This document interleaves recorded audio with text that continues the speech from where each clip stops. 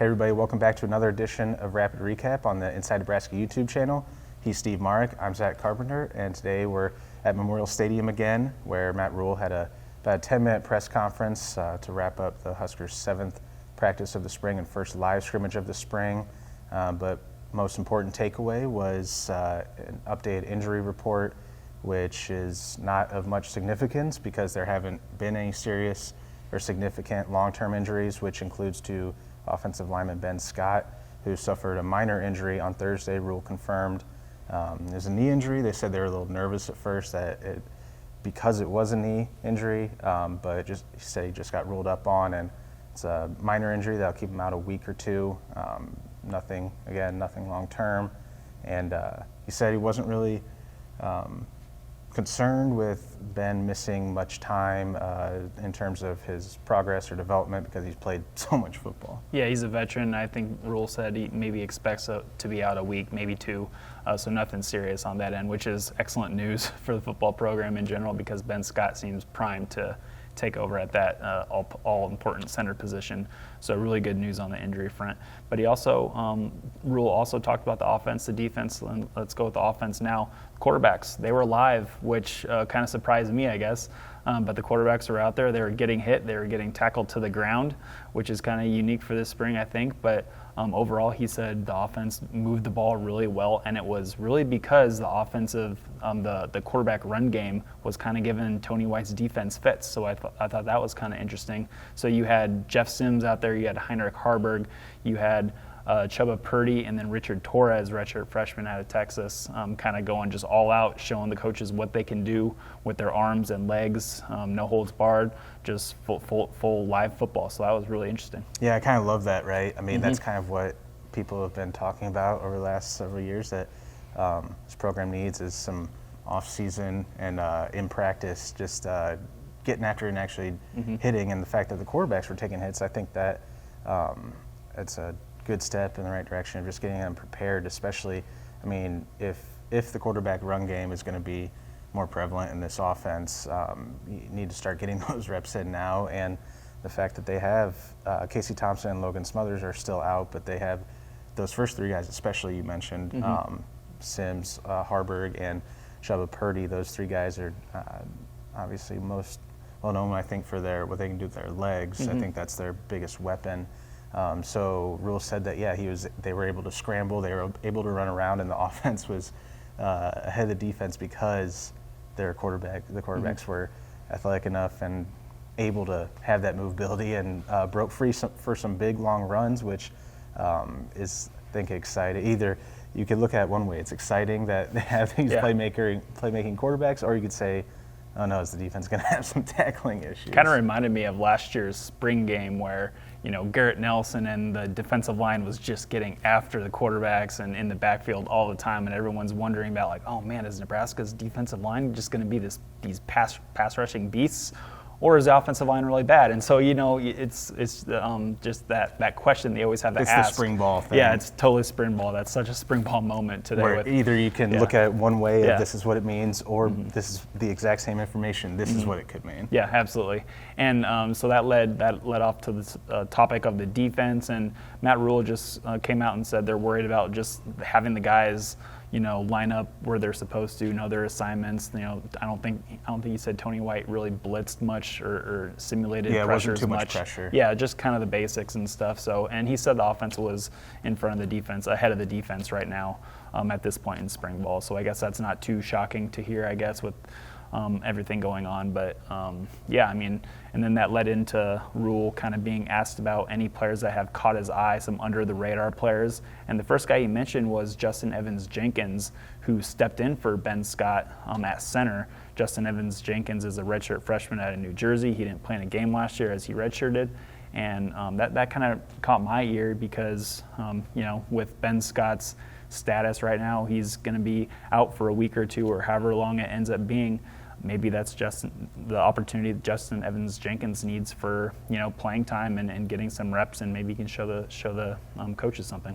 Yeah, and along with some of the other off-radar guys they mentioned, it was Rhule kind of like stumbled because he's like, there are a lot of guys that have been pressing me. So, I mean, he named off 4 guys, and it was not an exhaustive list, but 4 of them he mentioned, like you said, Evans Jenkins.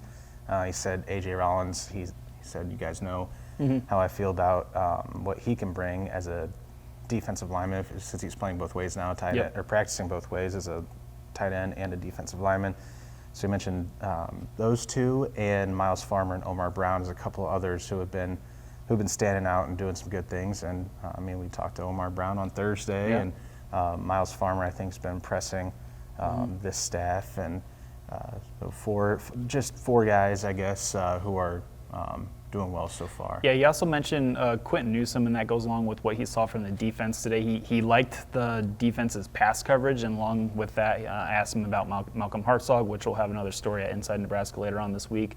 But he also talked about Quentin Newsome was an NFL guy. I mean, Rhule really likes what Newsome can do on the edge, and Malcolm Hartzog is another guy who's been practicing at safety. He hasn't officially switched positions to safety.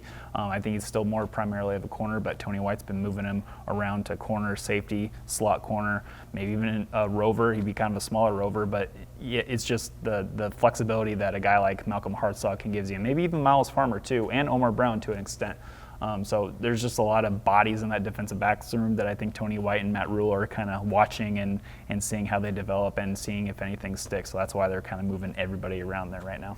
Yeah, and Evan Cooper was available during Thursday's press conference, and I asked him, because during his first presser back in January, I believe it was January or February, he said, I think there are a lot of NFL guys in that room, like NFL talents in his defensive backs room, and I asked him if he still felt that way and if there are any specific guys who are standing out, and he kind of drifted away. He pretty much said, I think there's a lot of talented guys in that room. Didn't name anyone specifically, but if he would have, I get the feeling that he probably would have mentioned Quentin Newsome. And it's funny, just a thought coming to my mind. I mean, Quentin Newsome, I feel like, is one of the guys that we haven't talked about that much, isn't getting talked about that much. And I don't know if you feel the same way. It's sort of a product of he's been here, he's been a starter now for 2 years, and he's just, wouldn't say he's a elite level, all Big Ten cornerback so far. I don't think he's shown that yet, but I do think he's that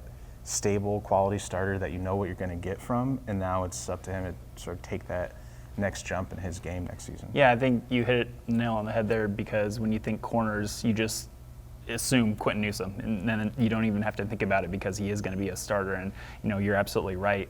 I think he has the potential to be a all-conference, kind of like a first-team, second-team all-conference corner. But at the end of the day, he hasn't had an interception yet in his career. He has no interceptions, and he had 2, I guess, go through his hands last year that I can remember off the top of my head. So there are things that he's needing to work on, and he said so last time when he talked to the media here recently. But yeah, I mean, with Evan Cooper, he's coming from the NFL. He knows what an NFL corner looks like, and I think he sees traits of that with Quentin Newsome. But obviously, I think Quentin needs to get stronger. And that's exactly what he said he wanted to work on this offseason, along with his off coverage, which I think he said Evan Cooper has been really helpful in. So yeah, just a lot of things that I think Quentin Newsome is close to achieving with this season. And I think I really like the potential of him being an all-conference type corner at Nebraska this season. Yeah, I mean, it was a short presser with Rhule, just about 10, 11 minutes, and got out of here, but we got some good stuff from him.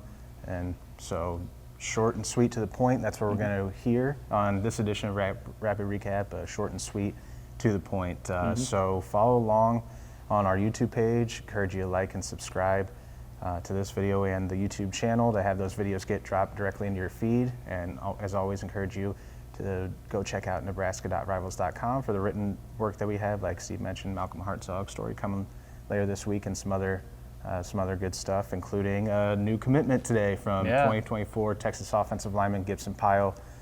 Excellent name. Yeah, I know, it's an elite level name. That guy's from Texas. Gibson Pyle would be from Texas. So that's their second Texas player, the second commitment in the 24 class, and they're both from Texas. Yeah. Goodman, Roger Gradney. So you can check that out on nebraska.rivals.com. We had an exclusive interview with him to talk about why he committed. He explained why his reasons for his decision. He gave some insight actually. He's a classic offensive lineman who was like a really good interview and personable. Gave insight into Matt Rhule's how he conducts a practice and Don Rayle's coaching style and his plan for him. So go check that out. And then we'll have plenty of stuff coming for you on the YouTube channel and that site. So once again, for Steve Marik, I'm Zack Carpenter, and we'll catch you guys again next time.